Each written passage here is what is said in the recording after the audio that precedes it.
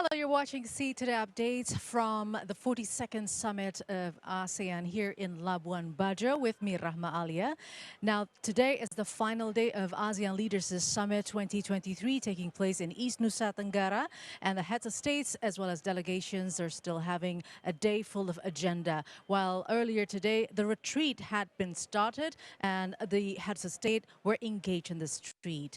Now, to know the latest details on the retreat program as well as today's agenda, we'll be connected to our news team, Andira Putri and Nico Arianto at the Bintang Hotel Flores in Labuan Bajo, which is the media center for ASEAN Summit this year. Andira, what is the latest updates that you've got from where you are right now?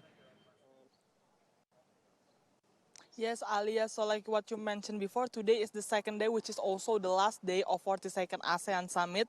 And earlier today at 8:50 Central Indonesian Time, President Joko Widodo has started the first session, and then right now he is currently made a brief speech on the second session. Before I talk more regarding what have been mentioned during today's retreat session, there are some highlights which are there has been like some kind of like an unexpected scenery where you could see the head of states of Southeast Asian countries are posing together in front of the pinisi boat by wearing waving, or also known as Indonesia Tenun. So they wear the Tenun long sleeve, which was prepared by the committee, much like what have been we have done during the G20, where we prepared also Tenun for the world leaders. So it was really nice to see them wearing the Tenun long sleeve and then getting comfortable with it. And also, if you notice, like there are some notable highlights, is that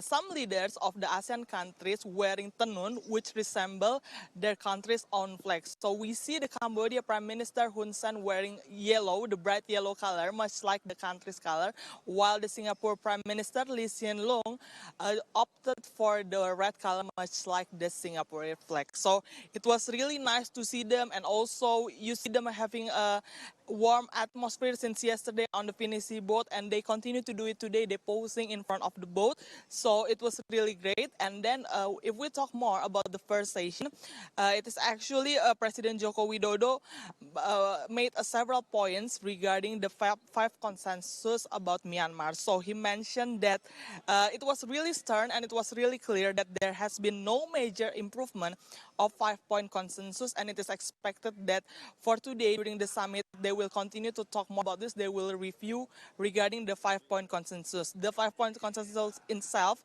included the engagements, inclusive dialogue, stop violence, facilitate solution, and humanitarian assistance. So the first session is we'll talk more about that, and it is expected that we might now know regarding the review, regarding the follow-up of their talks later today, because President Joko Widodo is expected to make to do the press conference here regarding the result of the summit later at 1 p.m. Central Indonesia time. So we'll continue to give you further updates about this. Back to the studio.